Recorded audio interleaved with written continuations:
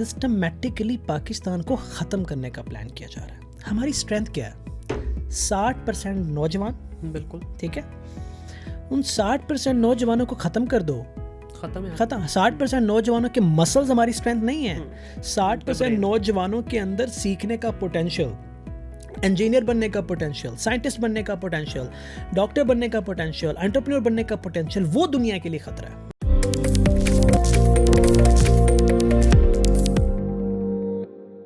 आप क्या समझते हैं कि इस वक्त जिस स्पीड से ये टेक्नोलॉजी इवॉल्व हो रही है, हर रात जब हम सोते हैं सुबह उठते हैं नई चीज़ आई होती है, एक ख़तरनाक काम हो रहा है। ठीक है, ठीक है। इमर्जिंग टेक्नोलॉजीज़ को लेके एक बहुत ही ख़तरनाक काम हो रहा है जो हमारे बहुत ही कम लोगों को पता है। जो इमर्जिंग टेक्नोलॉजीज़ इनका ताल्लुक नहीं है उनको तो बिल्कुल ही नहीं पता। ये जब मैं अभी गया ना, जाइटेक्स, अरब हेल्थ, लीप, ये सारी एग्जीबिशन मैंने अटेंड की, तो यार मुझे नज़र ये आया कि सिस्टमेटिकली पाकिस्तान को ख़त्म करने का प्लान किया जा रहा है। हमारी स्ट्रेंथ क्या है? 60% नौजवान, बिल्कुल ठीक है। उन 60% नौजवानों को ख़त्म कर दो, खत्म। 60% नौजवानों के मसल्स हमारी स्ट्रेंथ नहीं है।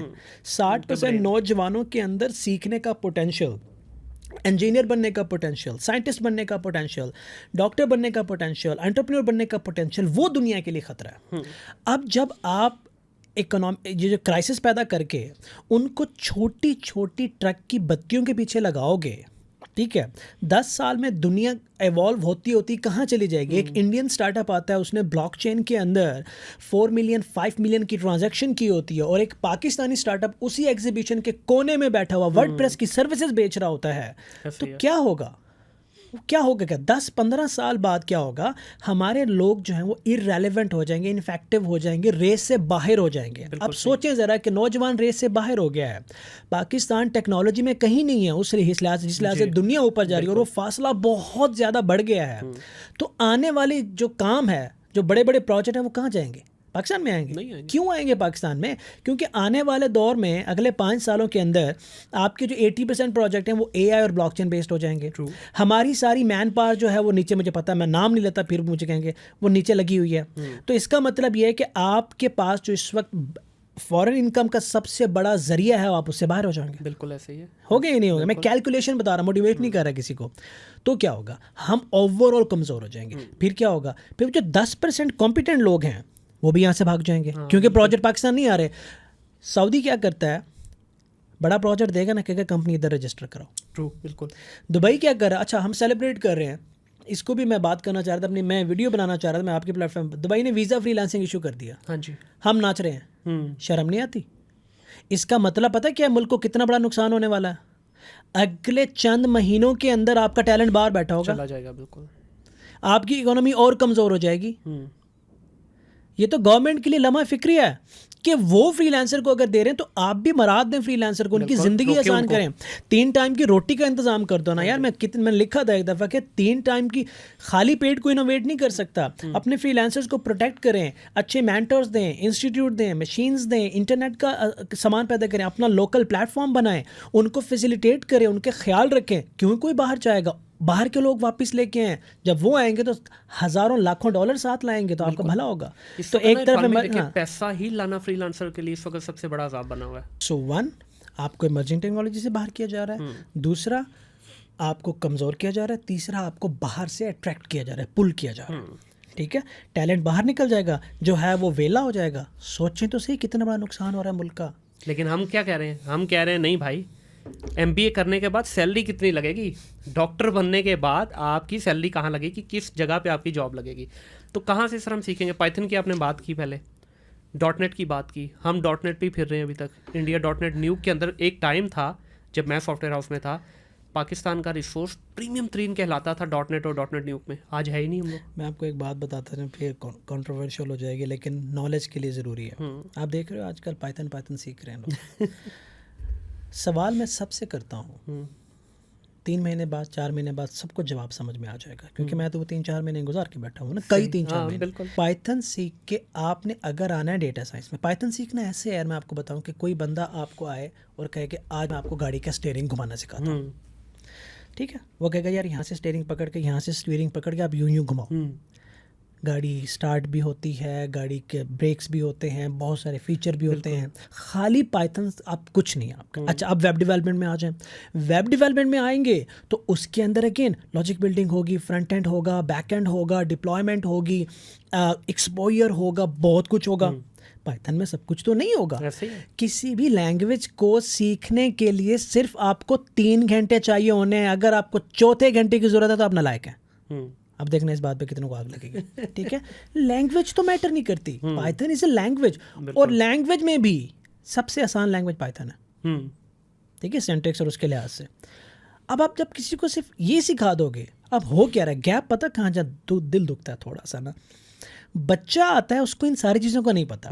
वो समझता है मैं ये पाइथन सीखूंगा, 4 महीने बाद निकलूंगा पैसा, कोई लोन लेके आ रहा है, कोई क्या चीज़ बेच के आ रहा है, वो उम्मीदें लेके आ रहा है, और मेंटोर को पैसा मिल रहा है। अब वो ये नहीं बता रहा बेटा पाइथन के साथ या ये सारा कुछ सीखो, या सीखना पड़ेगा। ये मत उम्मीद रख के आना मेरे पास कि पाइथन सीखने से आपके पास पैसे आ जाएंगे। ठीक है, तो अगर आपने डेटा साइंटिस्ट बनना है, सिस्टमैटिक मैनर में जाएं, कोई डिग्री की तरफ जाएं। डिग्री मिले ना मिले, वो कागज़ का टुकड़ा मिले ना मिले, लेकिन वो पूरा सिलेबस ज़रूर पढ़ें, खुद से पढ़ें। इसलिए मैंने इस पॉडकास्ट के स्टार्ट में कहा था कि मैंने वो किताबें जब 2 साल पढ़ी तो मेरे पास कुछ नहीं था, जब 2 महीने पढ़ी तो मैंने सॉफ्टवेयर इंजीनियर में चला गया। तो पूरा सिस्टमैटिक सिलेबस पढ़ें। वेब डेवलपर बनना है तो इंडिपेंडेंट पूरा वेब डेवलपमेंट साइकिल को समझो, फिर उसके कुछ कंपोनेंट इससे सीखो, उससे सीखो, उससे सीखो, बी टेक्निकली इंडिपेंडेंट पर्सन। ये उम्मीदें टूट रही हैं। आपने जो बोला ना 3 घंटे से चौथा घंटा लगे तो नालायक हैं, ये पता क्यों सर? मुझे जो आपकी बात से समझ आई है, ये उन लोगों के लिए जिनकी बेस बन चुकी है। देखिए, एक टेक्नोलॉजी से दूसरे पे जाओगे, दूसरे से तीसरे पे जाओगे, it's just a matter of shifting one platform to another.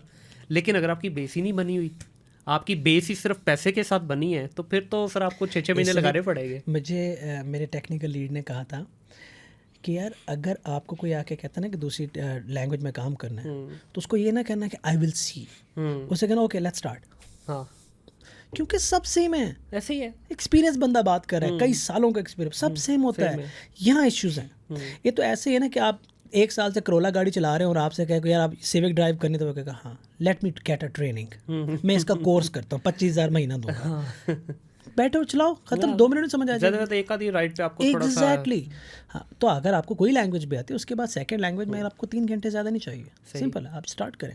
अच्छा, अभी हम बात कर लेते हैं कि क्या हमने सर ये सिर्फ वेबसाइट के पेजेस ही बनाते रहना है, या कुछ आगे निकलना भी है, या कुछ आगे हो रहा है? देखें, ऐसा नहीं है कि सारे ही माठा काम कर रहे हैं। बहुत सारी अच्छी ऐसी कंपनीज हैं यहाँ पे जिनका मिलियंस का टर्नओवर है। मुझे सिर्फ उन कंपनी से प्रॉब्लम ये है कि सर वो कम्युनिटी गिव बैक के लिए रेडी नहीं है।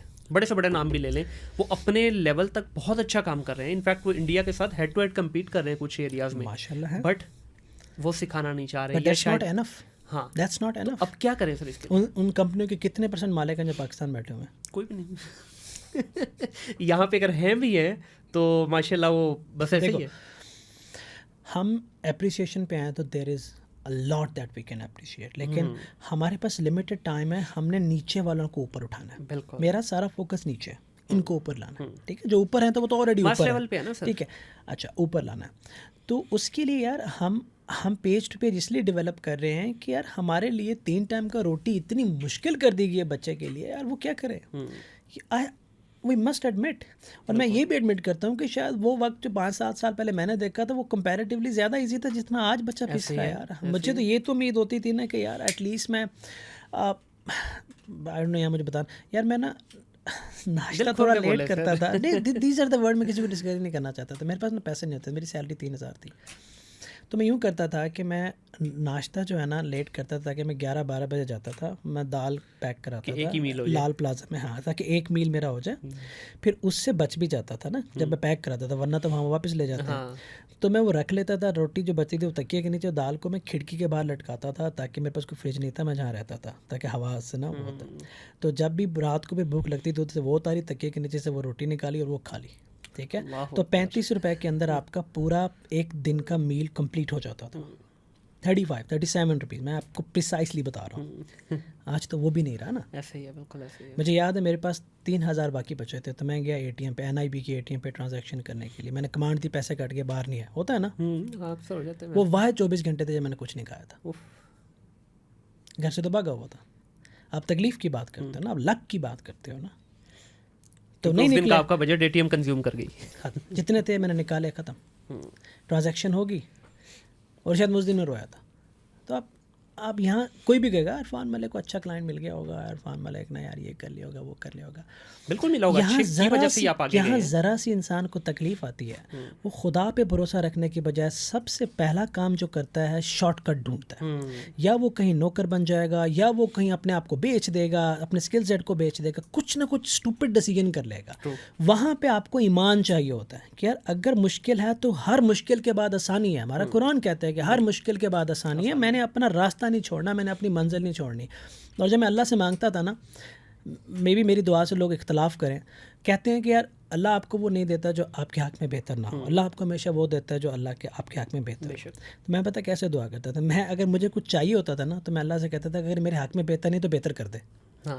कमी तो नहीं है पर मुझे ये चाहिए, अगर मेरे हक़ में बेहतर नहीं तो बेहतर कर दे, पर मुझे चाहिए ये। मुस्तरद दुआ भी है। हाँ तो ठीक है, अल्लाह के आगे क्या कमी है, मैंने अपना रास्ता नहीं छोड़ना। How many people are doing this? Shortcut shortcut shortcut shortcut shortcut shortcut shortcut shortcut का दूसरा नाम मैं बताऊं, ईमान की कमज़ोरी। बिल्कुल ऐसी, और डिज़ास्टर है ये, डिज़ास्टर। अच्छा, अभी एआई की आजकल बात चल रही है, हर चीज़ एआई एआई एआई। बच्चा एआई को सिर्फ इसका जो मतलब ज़ाहिर टेक्निकल तो बहुत डीप ये है, डोमेन है, बच्चा पता क्या रो रहा है, मेरी जॉब तो गई। नहीं, मेरी जॉब तो ख़त्म हो गई। दो चीज़ें बताता हूँ। पहला ये कि एआई क्यों हो रहा है पाकिस्तान में। पाकिस्तान में एआई और दुनिया में एआई में फ़र्क क्या है, थोड़ा फ़नी है।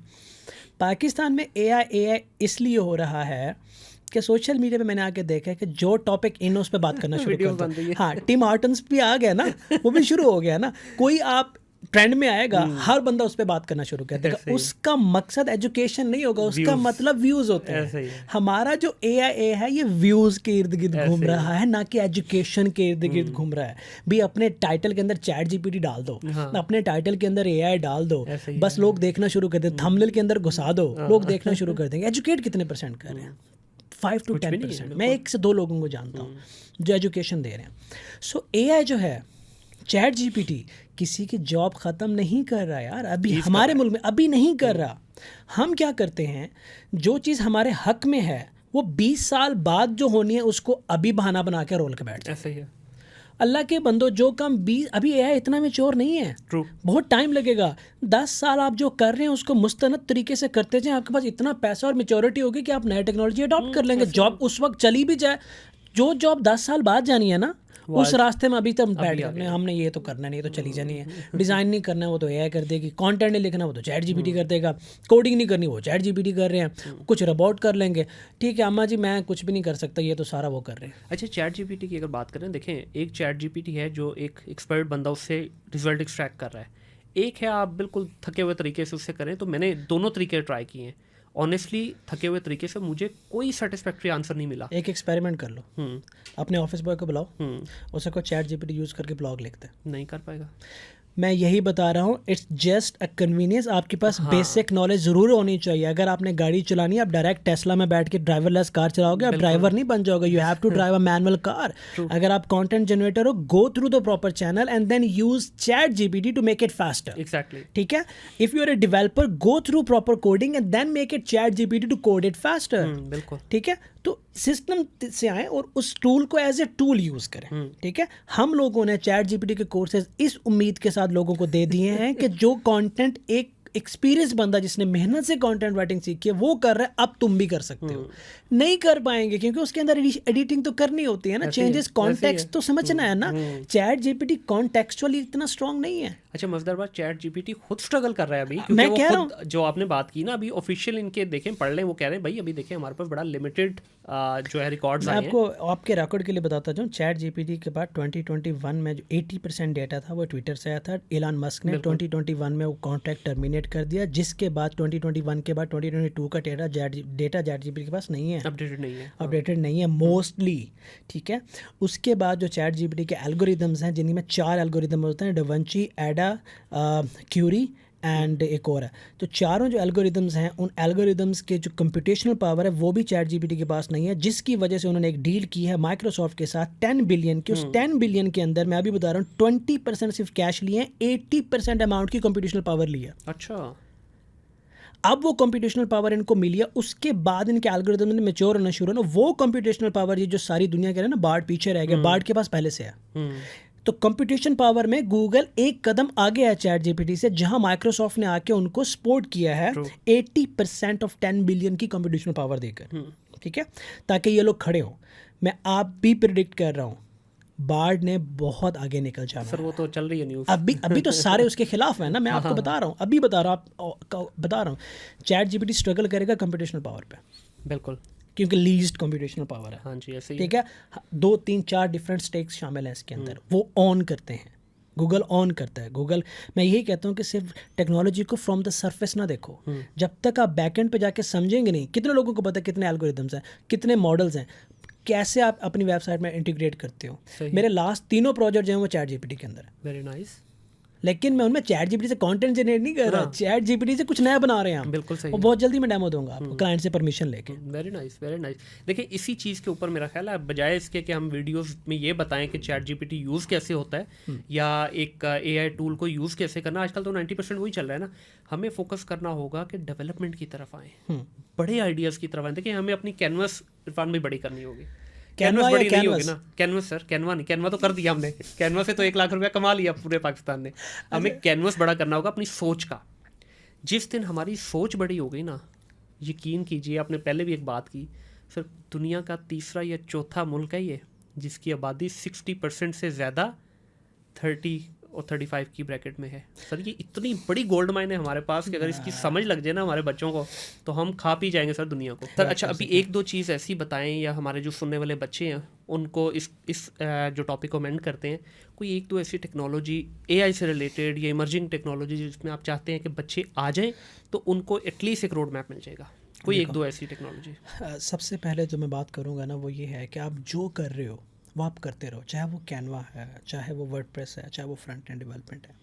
उतना करो जितना आपकी 3 वक्त की रोज़ी निकलती है। उसके अलावा अपना टाइम इन्वेस्ट करो इमर्जिंग टेक्नोलॉजी में, starting from blockchain, AI. Blockchain के अंदर चाहे आप टेक्निकल है या नॉन टेक्निकल, उसके कॉन्सेप्ट समझना आपके लिए ज़रूरी है, और मैंने रिकॉर्ड करके अपने चैनल पे डाल दिए हैं। सही, नाम भी ले दें चैनल का ताकि बच्चे इरफान मलिक के नाम से सर्च करेंगे यूट्यूब पे, मेरा चैनल आ जाएगा। उसके अंदर उस 10 लेक्चर्स को देखने के बाद आप दुनिया का कोई भी लिटरेचर पढ़ेंगे, किसी का भी लेक्चर सुनेंगे, आपको समझ आना शुरू हो जाएगी फ्री ऑफ कॉस्ट। ठीक है, उसके बाद एआई और इनके कॉन्सेप्ट्स को समझें कि एआई कैसे ऑपरेट करता है। फिर आप खुद डिसाइड करेंगे कि within AI there are multiple fields. आप डीप लर्निंग में जाना चाहते हो, आप एनएलपी में जाना चाहते हो, आप मशीन लर्निंग में जाना चाहते हो, या आप एआई में जाना चाहते हो। AI itself is a different domain, you know, थोड़ी ओवरलैपिंग होती है। 8 to 9 डिफरेंट करियर निकलते हैं ब्लॉकचेन से। आप एज ए क्वालिटी इंश्योरेंस भी निकल सकते हो, प्रोजेक्ट मैनेजर निकल सकते हो, कंसल्टेंट निकल सकते हो, लॉयर्स निकल सकते हो, डेवलपर निकल सकते हो, स्मार्ट कॉन्ट्रैक्ट पे नीश बना सकते हो, डी एप्स पे नीश बना सकते हो। कब होगा? जब माइक्रो निशेस जब होगा। इसलिए हम डॉक्टर को डॉक्टर कहते हैं ना, जैसे ब्लॉकचेन में भी ये कि ब्लॉकचेन का बंदा है वो नहीं। जैसे मेडिकल के अंदर आपके पास पीड्स के लोग हैं, सर्जन हैं, मेडिसिन के हैं, गायनी के हैं, बहुत सारे डिफरेंट फील्ड होते हैं जो एक दूसरे से बाजू का पता भी नहीं होता उनको। ठीक है, सिर्फ नॉलेज होती है। Same is the case in blockchain and same in AI. हम इनको बाहर से बैठ के देख रहे हैं, तो अपना थोड़ा फ्री टाइम निकाल के इन चीज़ों के अंदर कंसिस्टेंटली घुसें, एफर्ट करें, जो कल आपके काम आएगी जब दुनिया बदलेगी। आप एटलीस्ट वो तो ना, जब गाड़ी निकल चुकी है और हम पीछे से हाथ पकड़ के, वरना हाथ पकड़ने जोगे रह जाएंगे, ना कि गाड़ी निकल चुकी है और आप दूरबीन से देख रहे हैं, अब तो देर होगी। और दूसरा ना, मेन प्रॉब्लम ये है कि हमें ब्लॉकचेन को सिर्फ क्रिप्टो की हद तक सोचना नहीं है। हाँ सर, अभी हमने एक प्रोजेक्ट किया डिजिटल मार्केटिंग का, वो पाकिस्तान का पहला ब्लॉकचेन बेस्ड प्रोजेक्ट था जिसकी A to Z ब्लॉकचेन के ऊपर डेवलपमेंट हुई, और उसके उन्होंने फिर डिजिटल मार्केटिंग हमसे करवाई। अब देखिए, इस तरह के प्रोजेक्ट हो रहे हैं। हमारा क्या है, अच्छा जी इथिलियम ऊपर चला गया, सोल नीचे चला गया, ठीक है, ये ऊपर चला गया, ये नीचे, हम इसी को ही ब्लॉकचेन समझ के बैठे हैं। मैं आपको ये नहीं बताऊंगा कहाँ इन्वेस्ट करो। जिस बंदे ने पहले वो 10 से 15 लेक्चर देख लिया ना, उसको ये समझ आ जाएगी कि कहाँ इन्वेस्ट करना है, कहाँ नहीं करना। अच्छा। क्योंकि जो क्रिप्टो है, ये क्रिप्टो के पीछे जो ब्लॉकचेन की कॉन्फ़िगरेशन है, ये उस पर बहुत डिपेंड करती है। बिल्कुल ऐसे ही, ठीक है। जब आपको समझ आ जाएगा कि कौन से कंसेंसस एल्गोरिथम यूज़ हो रहे हैं, कौन से मॉडल्स यूज़ हो रहे हैं, क्या हो रहा है, तो आने वाले वक्त में सिक्योरिटी और कंप्यूटेशनल पावर कैसे चेंज होगी, तो आपको एक क्लू मिल जाएगा कि इन्वेस्टमेंट कहाँ डालनी है। बिल्कुल सही हो गया, टेक्निकल क्लू। ठीक हो गया, बहुत शुक्रिया जी।